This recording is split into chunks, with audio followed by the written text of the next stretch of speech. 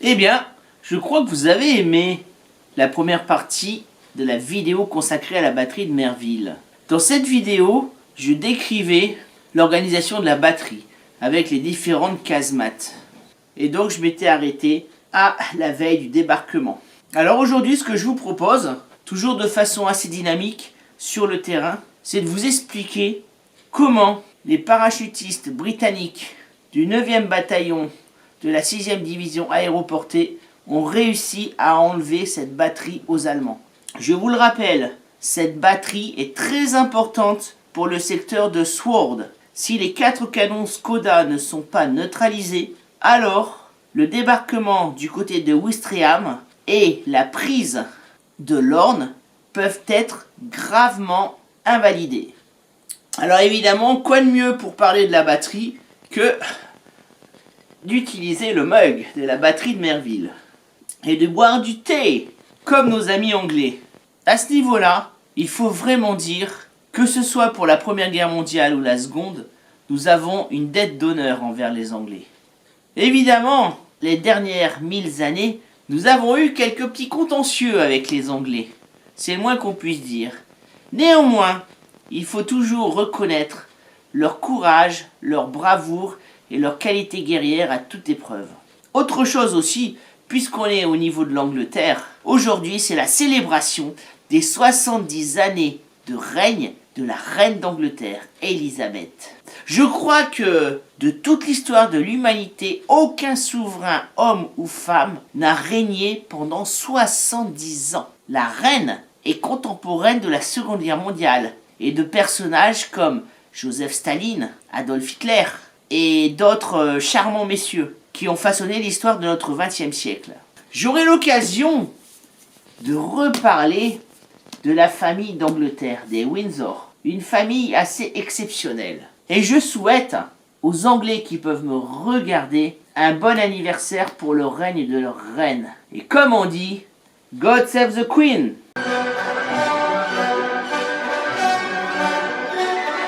Salutations compagnons et compagnonnettes, je suis Balian Taillefer, historien médiéviste à 16 heures et forgeron, ou le contraire. Ainsi, voici l'assaut de la batterie de Merville.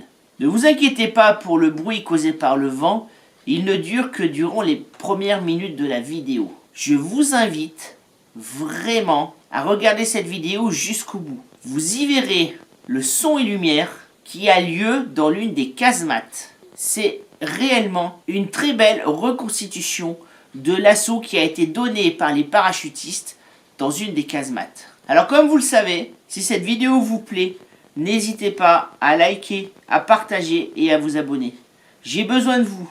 La plage de Ouistreham, là où doivent débarquer les Anglais, et notamment le fameux commando Kiefer avec ses 177 hommes, les seuls Français qui prendront part le 6 juin au débarquement, n'est qu'à 7-8 km d'ici. Il faut absolument que les Anglais neutralisent cette batterie. Alors, à partir du mois de février-mars 1944, ils vont accélérer le nombre de bombardements sur le site. Malheureusement, à chaque fois, les bombardiers mettront à côté.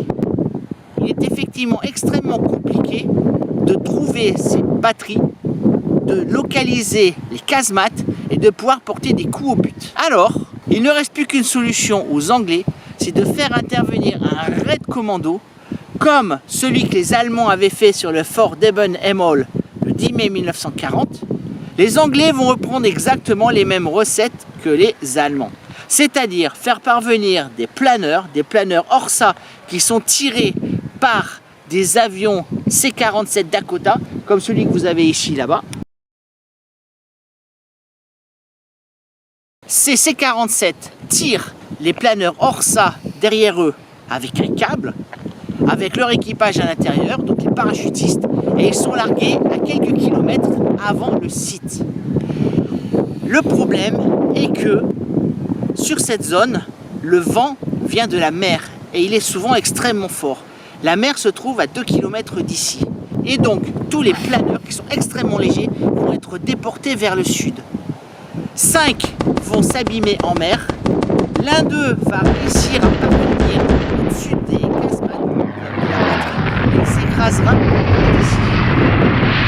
il y a aussi des parachutistes qui sont tombés en parachute. Alors problème, Rommel a édifié un plan génial mais machiavélique. Il a inondé tous les marécages, toutes les plaines autour de la zone. De même qu'il l'avait fait autour de Utah Beach. Alors évidemment, quand les parachutistes arrivent au sol, ils tombent dans un mélange d'eau, de tourbe, de vase et la plupart se noient. N'oublions pas qu'ils ont à peu près 40 à 50 kg de matériel sur eux. Le 9e bataillon de parachutistes du lieutenant-colonel Terence Otway devait regrouper 750 hommes sur le site de la batterie de Merville pour la prendre d'assaut. Au final, ils ne seront que 150. Et avec très peu de matériel. Il n'y a pas de détecteur métallique pour les champs de mines. Or, les champs de mines sont tout autour de la batterie. Sur les 5 ou 6 mitrailleuses Vickers dont le bataillon a besoin, il n'y en aura qu'une. Et il n'y a que quelques fusils mitrailleurs Bren. Alors ici un encuvement d'une pièce de flak, car il ne faut pas oublier que les C-47 qui tractaient les planeurs Orsa furent soumis à un tir intense de la DCA allemande que l'on appelle la Flak, c'est-à-dire Flak Flieger Abwehr Cannon, canon anti-avion. Ici, l'on peut voir que les bombardements des mois précédents ont néanmoins laissé quelques traces, certes minimes, car comme vous pouvez le voir, la plupart des casemates sont complètement intactes. Les bombardiers avaient en effet raté leurs objectifs. Et en effet, ces fameux canons Skoda devaient absolument être neutralisés avant le début du débarquement. Car n'oublions pas que les troupes anglaises débarquent sur le secteur de Sword et la baie de l'Orne à partir de 6h30 du matin. Alors certes, les planeurs furent déportés un peu trop vers le sud. Le lieutenant-colonel Otway ne put compter que sur 150 des hommes du 9e bataillon sur un total d'environ 800. Alors, certains soldats se couchèrent sur les haies de barbelés tandis que leurs camarades leur passaient sur le corps pour pénétrer à l'intérieur de la casemate. Et à partir de ce moment-là, l'impossible allait être réalisé. Les 150 hommes organisés en commando attaquèrent chacun une des 4 casemates qui contenaient les canons Skoda.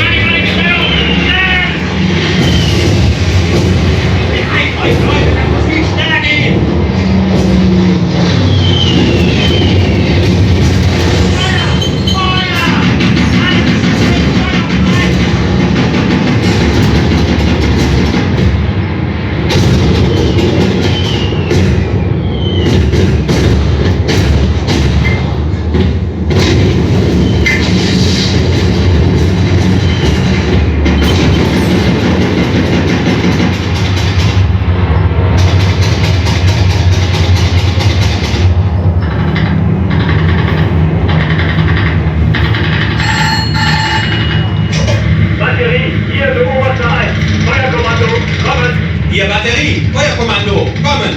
Vierte Ladung, Doppelschütter, von Grundrichtung 85 weniger, 4700, Höchstrichtung 105, Landungsquote in Kupfer, 3 Tropfen, kommen! Erste Ladung, Doppelzünder und Grundrichtung 85 weniger, 4700, Düsseldorf 105, Landungsquote in Zufahrt, 3 Gruppen, Waffen, Geschütze, hier Batterieoffizier, Feuerkommando, kommen! Vierte Ladung, Doppelzünder, Hellring 4830, 92, Strich, Schlüssel 73, Düsseldorf 105, 3 Gruppen, ihr erstes, 3 Gruppen Aufbau. Feuer!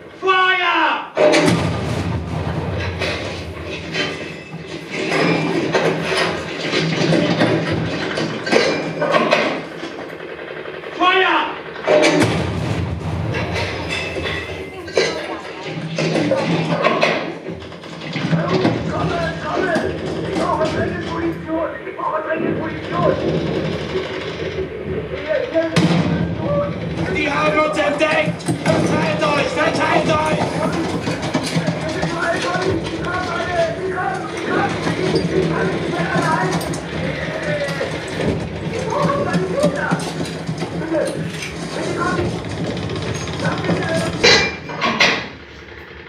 Feuer!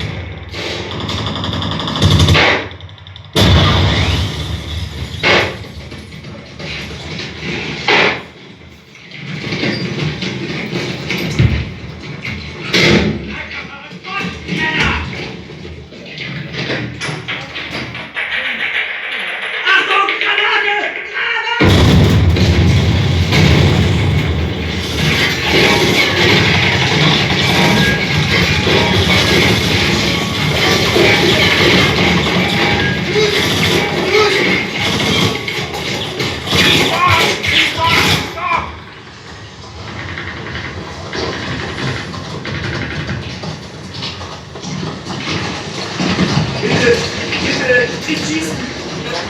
Kameraden, nicht schießen! Make sure those guns are spiked. Right, sir. Anybody hit, help them out. Check your ammo. Check the ammo! Come on, quick. Let's get the hell out of here.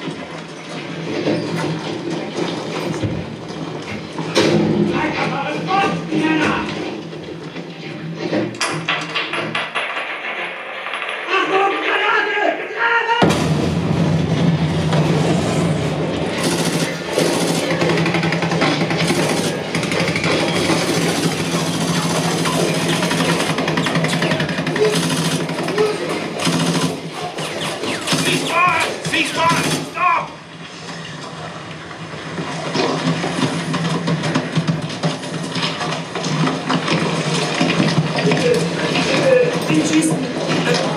Kameraden, nicht schießen! Make sure those guns are spiked. Right, sir. Anybody hit, help them out. Check your ammo. Check the ammo! Come on, quick. Let's get the hell out of here. Yes, sir.